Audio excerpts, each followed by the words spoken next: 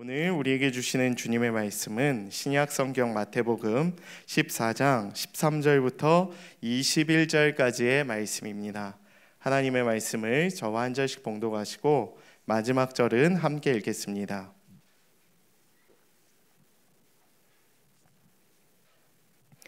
제가 먼저 봉독하겠습니다. 예수께서 들으시고 배를 타고 떠나사 따로 빈들에 가시니 무리가 듣고 여러 고을로부터 걸어서 따라간지라. 큰 무리를 보시고 불쌍히 여기사 그 중에 있는 병자를 고쳐 주시니라. 저녁이 되매 제자들이 나와 이르되 이곳은 빈들이요 때도 이미 저물었으니 무리를 보내어 마을에 들어가 먹을 것을 사 먹게 하소서. 갈 것 없다. 너희가 먹을 것을 주라. 제자들이 이르되 여기 우리에게 있는 것은 떡 5개와 물고기 2마리 뿐이니이다. 무리를 명하여 잔디에 앉히시고 떡 5개와 물고기 2마리를 가지사 하늘을 우러러 축사하시고 떡을 떼어 제자들에게 주시매 제자들이 무리에게 주니 남은 조각을 12바구니에 차게 거두었으며 함께 읽겠습니다. 먹은 사람은 여자와 어린이 외에 5,000명이나 되었더라. 아멘. 오늘 이 시간에는 빈들에서 일어나는 예수님의 기적이라는 제목으로 하나님의 말씀 선포하고 그 은혜를 나누고자 합니다. 오늘 말씀은 우리가 읽었던 것처럼 오병이어가 하나의 중심 사건입니다. 여러분 아시는 것처럼 신약 성경에서 가장 중요하다기보다 가장 유명한 우리에게 잘 알려진 말씀이 바로 오병이어 사건입니다.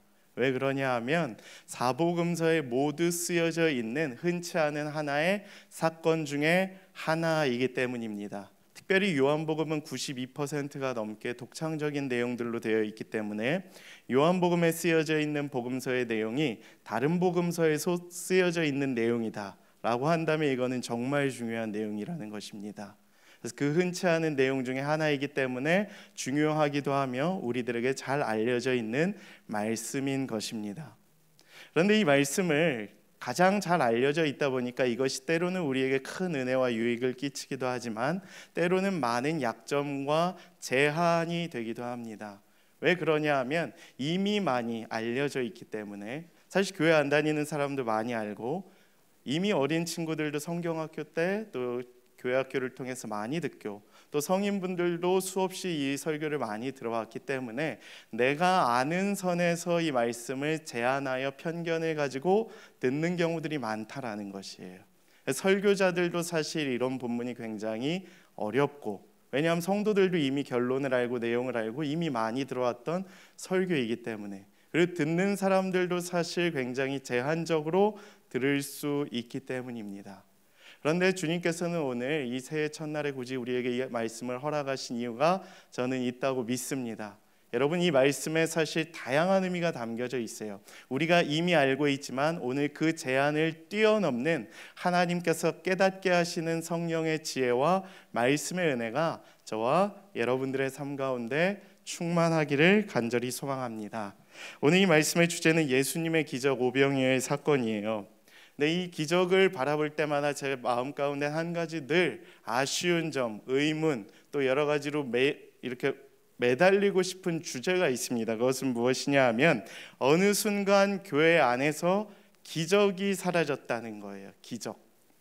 교회 안에서 기적이 사라졌을 뿐만 아니라 이제는 기적을 바라고 믿는 사람들도 우리 점점 더 없어집니다. 그러니까 교회를 다니기는 하지만 뭔가 제한된 내 믿음 가운데에서 테두리와 바운더리와 수용 능력과 믿음의 수용 능력 가운데에서 하나님을 믿어요. 그러니까 그 울타리를 넘어가는 순간 하나님을 인정하지 않거나 그 이상을 바라지 않는 경우도 사실 믿는다고 하는 신앙인들 사이에도 굉장히 다반다사한 것을 우리는 알게 됩니다. 아무래도 시대적 현상과 특징이라고 봅니다. 왜냐하면 이 시대가 지극히 현실주의적이고 지극히 뭔가 이기주의적이고 경쟁주의적이기 때문에 내게 있는 것만 현실적인 것만 이상을 꿈꾸지 않고 현실에만 매여 있는 경우들이 굉장히 많기 때문에 그런 것 같습니다. 그러나 기적은 반드시 있고 꼭 필요합니다. 왜냐하면 하나님께서는 전지전능하신 분이시기 때문에 그렇고, 예수님께서도 이 땅 가운데 오셨을 때에 우리에게 수많은 기적을 보이시며 그 기적들을 통하여 스스로 하나님의 아들이심을 증명하였기 때문입니다. 그래서 우리는 이 말씀을 읽는 모든 자들은 하나님의 예수 그리스도의 능력과 그 기적을 날마다 구하며 바라며 살아가야 하는 자들임을 믿습니다. 그래서 오늘 이 말씀을 듣는 자들이 천상의 잔치를 맛본 오병이의 기적의 사건을 통해서 예수님께서 하나님의 아들이심을 믿게 되고, 또 우리의 구원자이심을 믿는 놀라운 기적의 사건이 오늘 저와 여러분들의 삶 가운데 나타나게 되기를 주님의 이름으로 축복합니다.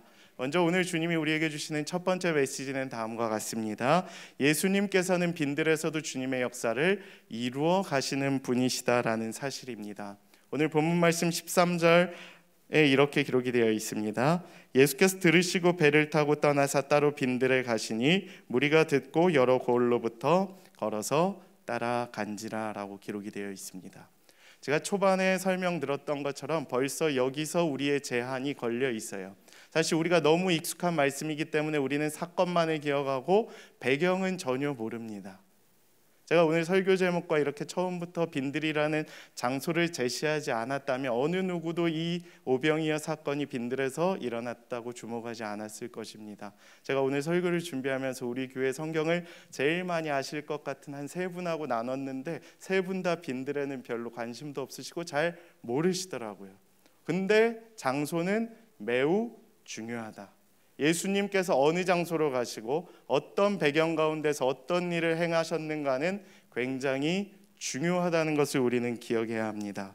예수님께서는 소식을 들으시고 이동을 하셨어요. 왜 이동을 해야 하냐면 헤롯이 보이는 모습의 소식을 들으셨기 때문입니다. 세례 요한이 죽고 헤롯이 이제 뭔가 적극적으로 방해를 했기 때문에 예수님께서는 사역을 방해하는 무리가 있다는 것을 판단하시고 더 많은 사역을 행하셔야 했기 때문에, 집중하셔야 했기 때문에 더 다른 곳으로 떠나는 모습을 보이십니다. 그래서 예수님께서는 새로운 곳을 향하여 배를 타고 떠나셨고 장소의 구별을 몸소 보이셨다라는 것이에요. 이것을 보면 우리는 무엇을 느껴야 할까요? 이처럼 우리의 삶에도 비슷한 일이 일어날 수 있어요. 무엇이냐 하면 어떤 곳에 가면 우리의 마음이 불편할 수 있습니다. 그리고 불편한 만남들이 있어요. 그런데 애써서 굳이 그런 곳들을 찾아가시는 분들도 있죠. 죄가 창궐하는 관계가 있어요. 어떤 사람은 만나면 마음이 편안해지는데 어떤 사람은 만나면 그 만남 가운데 불편하고 만남이 결국 죄로 끝나는 경우들이 굉장히 많은 것을 우리가 경험하게 됩니다. 죄의 권세가 판을 치는 곳들, 비판과 정죄하는 만남만 이루어지는 곳들, 하나님을 잊어버리게 되는 장소는 그냥 예수님과 같이 떠나버리는 게 맞는 거예요. 올 한 해 동안 여러분이 거하는 곳, 주님이 거하시는 그곳이 될 수 있게 되기를 축복합니다. 죄가 창궐하는 만남은 그냥 끊어버리시면 돼요. 그냥 주님과 같이 입 다물고 뒤돌아서 건너가시면 되는 겁니다. 계속해서 거기 머물 이유가 전혀 없다라는 거예요. 나를 방해하는 거예요. 나와 하나님과의 관계를 방해하는 거예요. 주님께서 내게 맡기신 그 사명을 감당하는 것을 방해하는 거예요. 그러한 관계라면, 그러한 만남이라면, 그러한 일들이 계속해서 죄가 있는 장소라면 떠나버리는 거예요. 예수님께서 그러하셨던 것처럼. 그래서 예수님도 떠난 거예요. 영혼을 지키고 회복하시기 위해 빈들로 가셨던 것이에요. 여러분, 빈들이란 어떤 곳입니까? 빈들은 마가복음 6장에 근거를 하면 동일한 말씀이기 때문에 본문 대조를 해보면 한적한 곳이라고 되어 있습니다. 그러니까 주님은 한적한 곳으로 가셨던 것이에요. 제가 작년 여름에도 이 본문으로 설교를 했었는데, 한적한 곳은 우리에게 어떠한 유익을 줍니까? 지친 육신을 쉬게 하는 쉼의 안식의 유익을 준다는 거예요.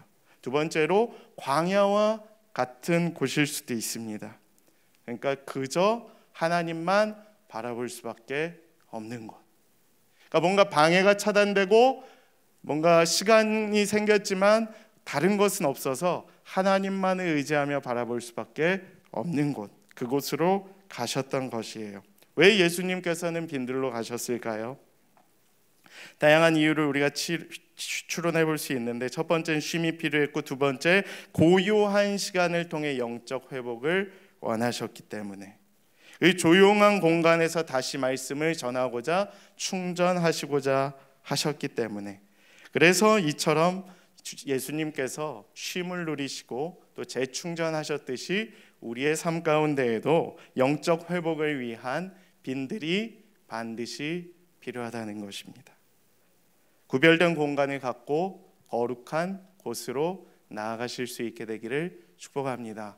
올 한 해 동안 주님이 우리에게 가르쳐 주시는 거예요. 너희의 삶 가운데 구별된 공간이 필요하다. 너희 가운데 거룩한 장소가 필요하다고 말씀하고 계시는 거예요. 그래서 그곳에 가서 하나님을 만나십시오. 그리고 영적인 쉼과 충전을 누리십시오. 그럴 때 예수님과 같이 회복되고 주님의 사역을 계속 이어가실 수 있는 주님의 자녀들이 될 줄로 믿습니다.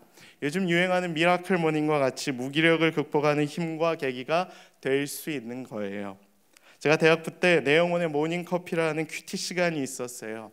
내 영혼의 모닝커피잖아요. 모닝커피가 어떻습니까? 이렇게 마시면 카페인이 들어가서 스르르 그 카페인이 이렇게 지친 내 몸을 막 이렇게 눈이 부어 있는데 그 신경들을 다 자극해서 다시 살아나게 하는 뭔가 이렇게 마취적인 이런 현상을 우리에게 일으키잖아요. 그래서 아침에 대부분 커피 한 잔씩은 다들 하실 거라고 생각을 합니다. 근데 그 커피가 들어오듯이 말씀이 우리 가운데 스며 들어와서 말씀으로 다시 새 힘을 얻는, 육신이 막 죽어갈 것 같고 막 피곤해서 이제 간신히 눈을 비비고 일어났는데 말씀이 스며들자마자 우리에게 다시 힘을 얻게 되는 그러한 일들이 있었던 것, 그것이 우리의 예배 가운데에도 또 우리의 신앙생활 가운데도 가득하기를 축복합니다.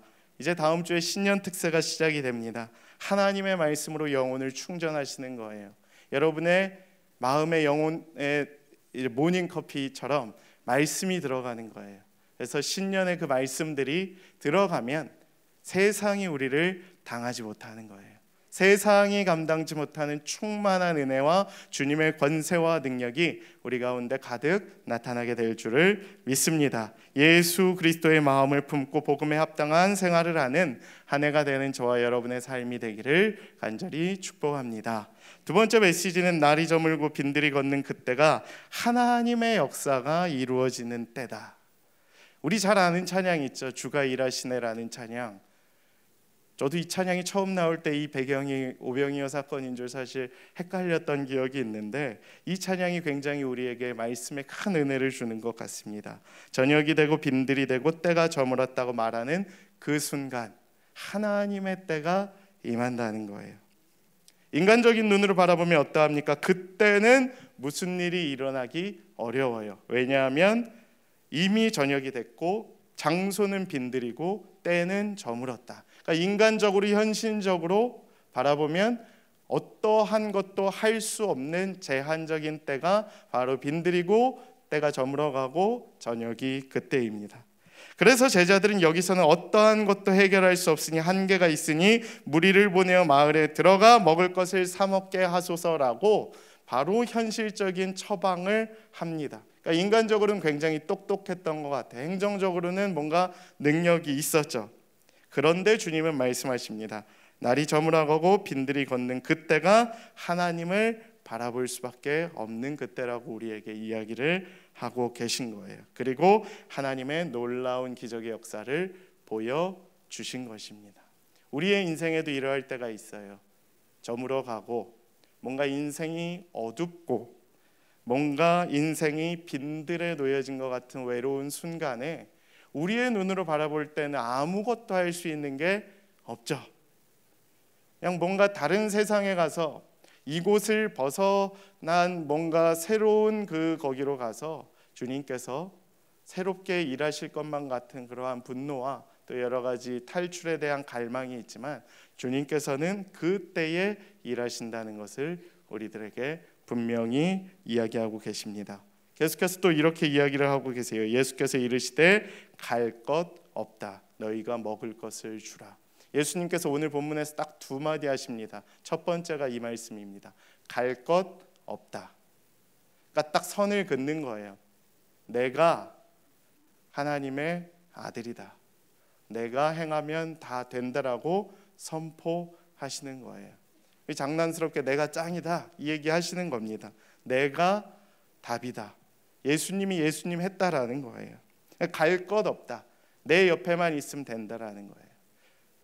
저는 이 말씀을 보면서 무엇을 느꼈냐 하면 오늘 14절 후반부에 보면 병자를 고치셨다라고 되어 있어요. 우리는 오병이어에만 초점을 맞추지만 사실 이미 주님은 그 기적의 사건을 계속해서 보여주셨어요. 어떻게 보면 오병이어라는 물질적인 기적보다 병자, 죽은 자를 살리고 아픈 자를 고치는 기적이 훨씬 더 어렵죠. 사실은 의사가 괜히 의사겠습니까? 주님은 그 병자를 고친 기적을 이미 보여주셨어요. 그럼에도 불구하고 믿지 못했던 어리석었던 현실적이었던 제자들의 모습이 등장을 하는 겁니다. 그래서 주님이 말씀하시는 거예요. 보여주시는 거예요. 너희가 원하는 그 현실, 이 기적을 보고도 아직도 모르냐? 그럼 내가 현실적인 기적을 보여주겠다 하고 오병이어를 쫙 보여주신 거죠. 그래야 믿을 것이기 때문에.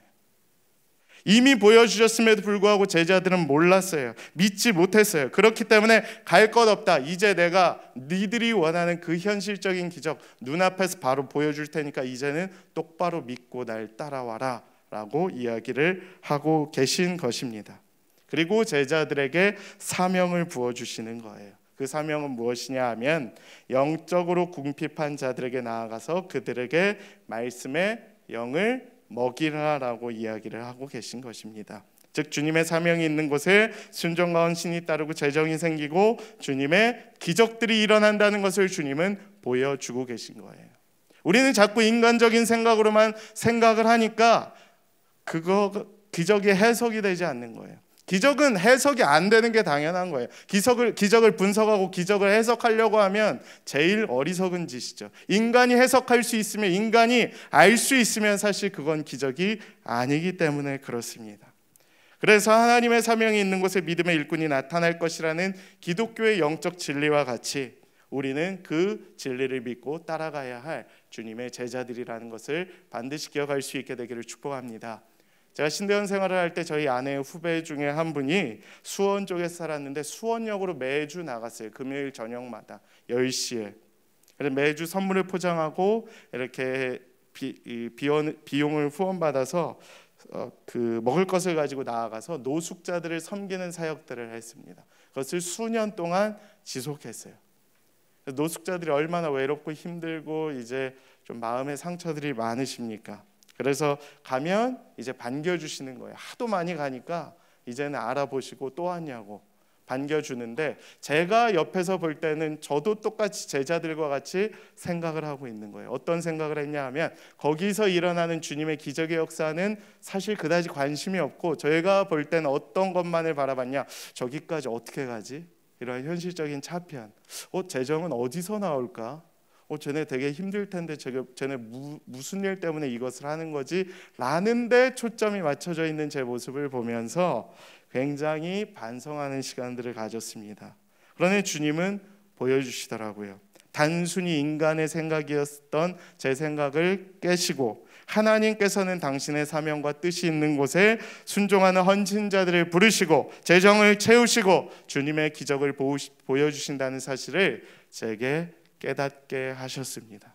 여러분들도 그 사실을 믿고 나아가실 수 있게 되기를 축복합니다. 우리가 기적을 보지 못하는 건 주님을 제한하고 우리가 움직이지 않아서 그래요. 자꾸 계산만 하죠.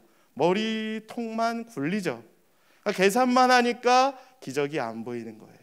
인간의 능력으로만 자꾸 해석을 하려고 하다 보니까. 근데 나아가서 믿고 맡기고 주님께서 하실 것들을 기대하면 일어나는 거죠. 기적의 대전제 원칙은 그거예요. 인간적인 계산으로 계산할 거 다 하고 짜놓고 가면 주님의 능력이 임하지 않고 주님께 맡기고 나아갈 때 일어나는 그 기적의 역사들, 그 기적의 역사가 올 한 해 저와 여러분의 삶 가운데에도 가득하게 일어날 수 있게 되기를 축복합니다. 계속해서 메시지는 이렇게 우리에게 이야기를 합니다. 우리가 할 수 있는 최선을 다한 후에는 주님께 맡기는 신실한 모습이 필요하다는 거예요.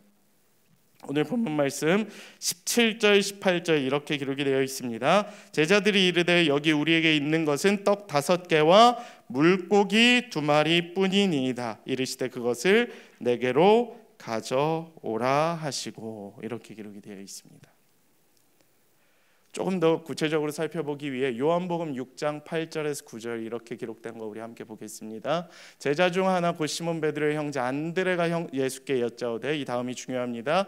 여기 한 아이가 있어 보리떡 5개와 물고기 2마리를 가지고 있나이다. 그러나 그것이 많은 사람에게 얼마나 되겠사옵나이까. 우리의 모습이 이런 거예요. 뭐 얼마나 되겠냐 이거예요. 5,000명 있는데 5병이어가 무슨 그게 가치가 있겠냐, 이렇게 이야기를 하고 있는 것입니다. 이것이 현실적인 인간의 연약한 모습이라는 거예요. 작은 믿음을 우습게 여겨요. 작으면 애초에 시도하지도 않아요. 전 그래서 어린아이들이 참 귀하다고 생각합니다. 그냥 다른 생각 없고 순수하게 믿음을 보여드리기 때문에. 자꾸 이게 클수록, 죄가 가득할수록, 세상을 경험할수록 머리를 굴려요. 사람의 생각을 해요. 하나님을 별로 의지하지 않아요. 근데 어린이 복음성가만 들어도 사실 믿음은 명확한 것이거든요. 어린아이와 같이 그런 순수함이 절대적인 거거든요. 근데 우리는 그것을 바라지 않죠. 안드레와 같이 이런 얘기를 하죠. 드리면서도 이게 얼마나 되겠사옵나이까. 그러니까 잘 못 믿겠는데 그래도 이거라도 있으니 한번 해볼 테면 해보세요. 이런 이야기가 되겠죠. 현실적인 한계를 강조하는 비관적인 말이기도 하지만 저는 이것을 보면 아이의 작은 믿음을 봅니다. 내게 있는 것을 다 바치는 그 어린아이의 믿음, 그것이 우리에게 필요하다는 것이에요. 현실을 제한하는 것이 아니라 드리는 것, 그것이 신앙의 믿음과 순종의 모습이라는 거예요. 때로는 내가 최선을 다했고 있는 것을 다 바쳤음에도 불구하고 모자랄 수 있어요. 최선을 다했지만 안 될 수도 있어요. 근데 중요한 것은 그 자체로 가지고 나아가는 것이라는 거예요. 주님은 그 모습 자체를 귀하게 여기신다는 거예요. 주님, 내게 이것밖에 없지만 받아 주십시오. 주님, 이것을 통해서 주님의 일을 하시고 주님의 능력을 나타내 주십시오라고 고백을 하는 겁니다. 주님이 오늘 우리에게 원하시는 건 그것이라는 거예요. 우리는 뭔가 작으면 내놓지 않죠. 근데 아이는 작지만 보잘것없지만 쪽팔리지만 그거밖에 없다 그러면 뭔가 이야기가 이제 이렇게 안 좋은 이야기가 돌겠지만 내놓는 거예요. 주님을 믿었기 때문에. 보잘것없는 떡과 물고기로도 예수님의 역사하시면 기적이 일어날 수 있음을 믿으실 수 있게 되기를 축복합니다. 그때 기적이 일어나는 것입니다. 우린 그저 최선을 다하고 맡기면 주님이 알아서 하시는 거예요. 자꾸 계산하지 마시고 주님과 딜하지 마시고 그냥 주님을 신뢰하십시오. 말씀과 같이 주님께 나아가시고 주님을 의지할 때의 기적은 주님이 덤으로 역사하시는 거예요.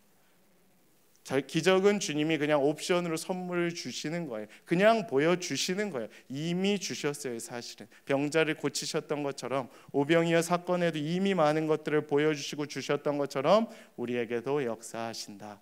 그 사실을 믿고 나아가시기를 축복합니다. 마지막으로 기적은 이렇게 정의를 해볼 수 있을 것 같습니다. 하나님의 기적 이퀄 부등호하면 우리의 작은 순종 더하기 예수님의 능력이다. 기적은 우리의 순종과 무엇이 더해진다? 예수님의 능력이 더해질 때 일어나는 거예요. 그러니까 우리는 우리의 능력이 아니라 순종만 하면 된다.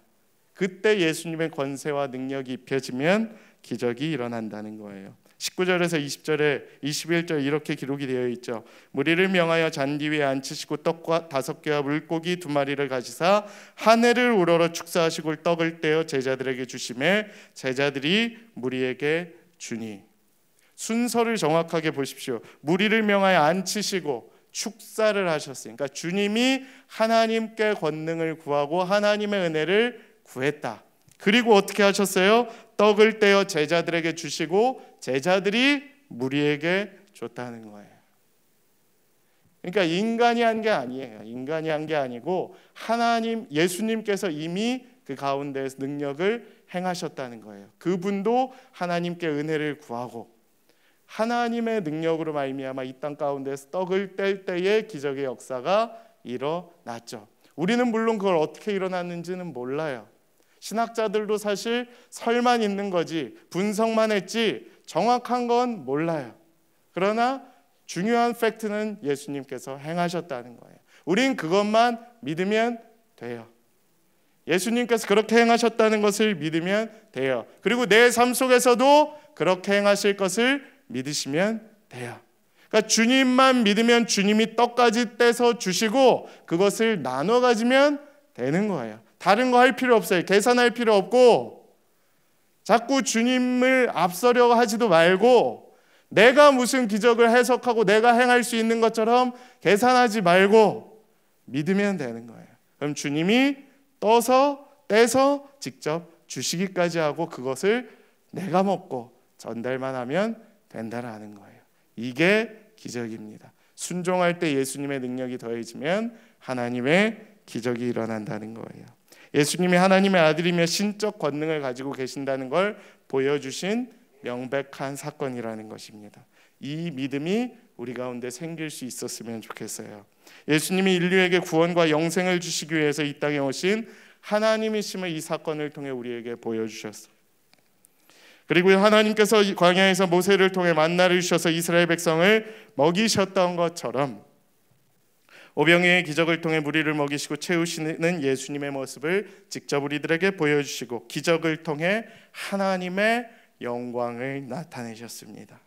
주님은 우리에게 생명의 떡을 풍성히 주셔 결국 배부르게 하시는 분이심을 우리가 믿고 나아갈 수 있게 되기를 축복합니다. 왜 굳이 먹을 것이었냐?